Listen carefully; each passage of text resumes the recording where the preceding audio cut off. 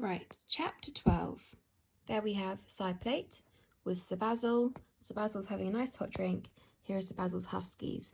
Now we know everybody else is together. So let's find out what happens in response from Sir Basil. Sir Basil looked back and saw the procession that was following him. Seeker with her testing stick, the pugs, the pink huskies, the 2 sleds and 2 polar bears, Shen, Helga, Shackleton-Jones and Snowbot. Lummy side plate, they've almost caught us up. Indeed, Sir Basil. The crossing of the snow bridges has lost us a great deal of time, sir. Time for some more dirty tricks, side plate. Oh dear, sir, said side plate. Are you sure that's necessary, sir? Sir Basil laughed a wicked laugh and twirled his moustache, but it had frozen solid, and he snapped the end off, rather spoiling the effect. Side plate, sighing sadly, opened Sir Basil's expensive antique gun case and lifted out Sir Basil's expensive antique rocket launcher. I really must protest, Sir Basil, he said, as he handed it over.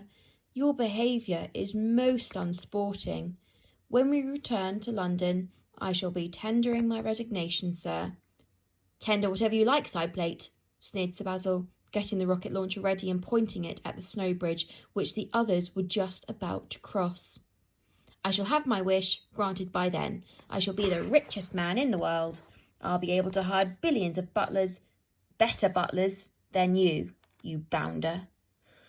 Very good, sir, said side plate.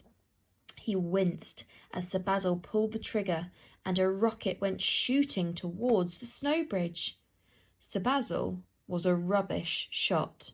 He had missed the bridge completely, but the rocket hit one of the other bridges way off at the far side of the chasm. The bridge burst apart and fell into the depths, and the bridge next to it began to crumble too, and then 2 more bridges which joined on to that. The whole beautiful maze of bridges began to quiver and sag and crumble and collapse. Quickly! Shouted Seeker, running down the last bridge. Quickly, mush! Shouted Shen, urging the pugs after her. The others followed as quickly as they dared. Behind them, the final bridge was disintegrating with a rush and a roar of falling snow. Ahead, Sir Basil was taking aim with another rocket, and this time the travellers were so close that Shen was pretty sure he couldn't miss. Take this, you absolute shower, sneered Sir Basil, but just as he pulled the trigger, side plate's snow boot kicked the rocket launcher upwards. The rocket went whizzing harmlessly off into the sky and burst somewhere among the northern lights. Side plate, you spoil sport, spluttered Sir Basil. The bridges were still crumbling, filling the air above the chasm with a haze of powdered snow. Side plate ran to meet Seeker and the others as they came spilling onto the ice. The bridge they had just crossed disintegrated behind them, almost taking Shackleton-Jones with it, but he and Snowbot managed to leap to safety as their sled dropped into the chasm. Helga quickly slashed the pink dog's harnesses to stop them going with it.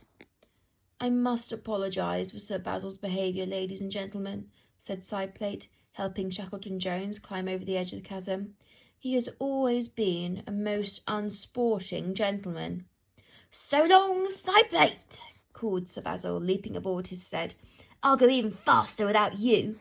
His long whip cracked above the huskies' ears, and they started to run towards the far-off Icicle Palace.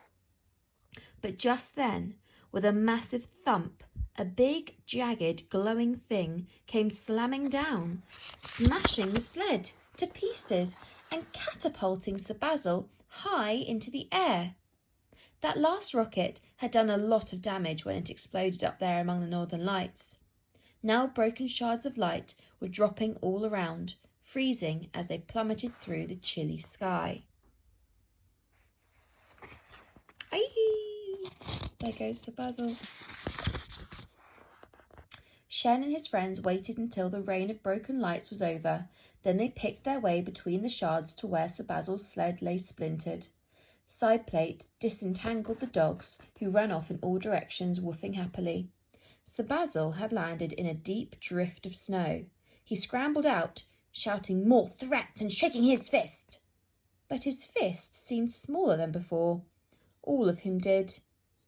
He was dwindling before their eyes, shrinking down and down until he was no bigger than a toy soldier. His voice grew higher and higher. "You beastly blighters! Look what you've made me do! I've fallen into a patch of shrink snow." "Careful," said Helga, lassoing the tiny cheat with a pug lead. "We mustn't touch that patch of snow ourselves." "If your dogs get any smaller, we might not be able to see them at all," said Shackleton Jones. Helga reeled Sir Basil in until he was close enough for her to reach out and pick him up. He kept being terribly rude at first until he realised just how tiny he had become. Then he said, "Oh, no hard feelings, eh?"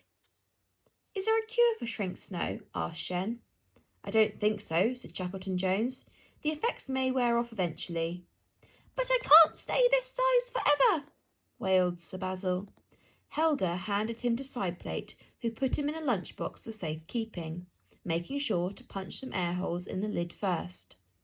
They could hear his tiny, angry voice buzzing in there as they set off again towards the Icicle Palace.